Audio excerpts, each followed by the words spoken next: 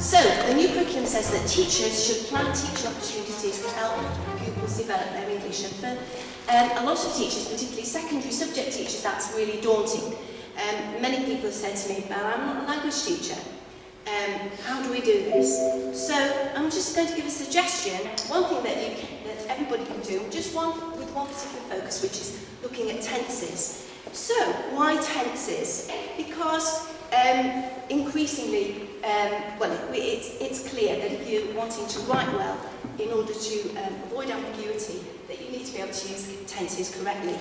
And generally throughout curriculum, grammar is becoming a big issue. Why through tasks? Because it's been shown through research that learning a language formally or being dropped into it and having just being immersed and learning that way, neither of those two work very well, because one leads to hesitancy, influency, and the other one often leads to speaking with lots of mistakes. And so we're trying to find a way which is in between those. Tasks provide motivation. Every lesson is full of tasks, written tasks, oral tasks, practical tasks. And they provide a purpose for language. They provide a context and a natural opportunity to use language. And because you're in a lesson, there's the opportunity for corrective teacher or peer feedback. Now I thought I'd give you an example of certain tenses and where we use those frequently. So you can see whatever subject you teach. Simple present tense, we use an awful lot in lots of different subjects for describing those things at the top there, generalising. And it's often a big issue for pupils who tend to miss off the S on third person singular. I recently went through a whole essay with somebody trying to just correct that part. Science often uses the plural, so of course you don't have the S on in the plural. Future tense, we use going to a lot for future. At the beginning of lesson, you'll talk to the class and say, this is what we're going to do, or you might look to the book cover and say, what do you think this book is going to be about? Simple past tense, we'll use it maybe at the end of the lesson in the plenary, talking about what we've done. It could be even at the end of a football game. How did it go? What did we do? What did so-and-so do to get that goal? Whatever your subject is, there'll be opportunities for using those tenses. Using the future tense, using will is a bit more formal maybe.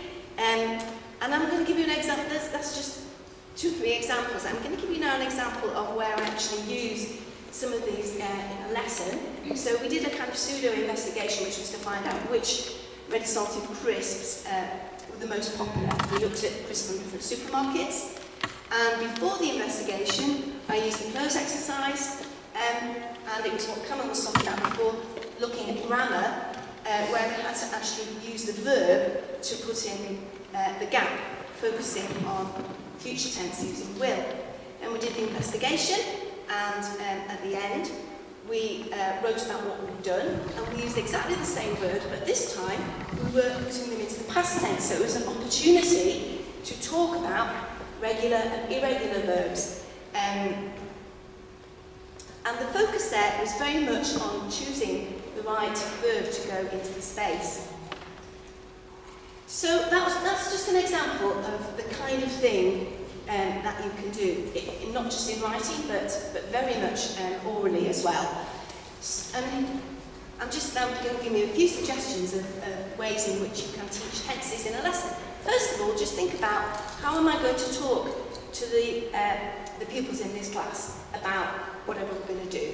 Think about that, think about the tense that you would use. Model it, model the correct verb form and get them to repeat it back to you. So when they're answering a question, get them to use that tense back. Teach some grammar terms. When I first put this together, I was a bit hesitant about that all primary school pupils are going to be seeped in grammar as the next few years go by. So yeah, talk about irregular, regular. Use the names of the tenses. For more advanced learners, it's quite helpful if they can think about how they would say something in their first language. That's a bit more difficult with newly arrived pupils. Using close exercise, I think if you focus on the grammar aspect, it's just as effective. They won't not think about the subject content, but it will give them that opportunity to develop their English language as well. Use pair work, practicing talking about a task. say, talk to your partner about what we did this lesson, get them to use the past tense with each other, and then feed them back, see what they said to each other. When you're writing about tasks, substitution tables are brilliant because you can focus on one particular thing. So here I've got the verbs in the centre.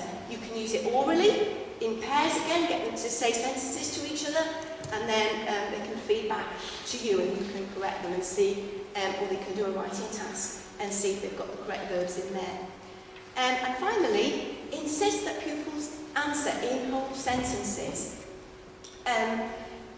This came from an Ofsted report about raising pupil literacy, and one school took this on board, and they just developed a habit in school of always answering in sentences. So if you said to a pupil, what did we do today? And the pupil said, or what did we make? And the pupil just said, a model. You would expect them to say, we made a model. So it's a whole sentence, because then they're using those verbs that you've been practicing, which is far more effective. I think it's just a question of getting into habit of doing it. But it will really give them that oral practice, and that will be reflected when they come to write about whatever it is they've been doing. And finally, if you feel nervous about the whole area of grammar, how am I going to teach grammar? Ask your NFL or English department for advice. Start with one thing, one small aspect, maybe one tense, and then develop it from there. National Strategies had very good handbooks on grammar for writing, which you can still get download for free. And if you're really keen, there's an excellent book called Teaching Tenses by Rosemary Aitken. So good luck. Thank you for listening.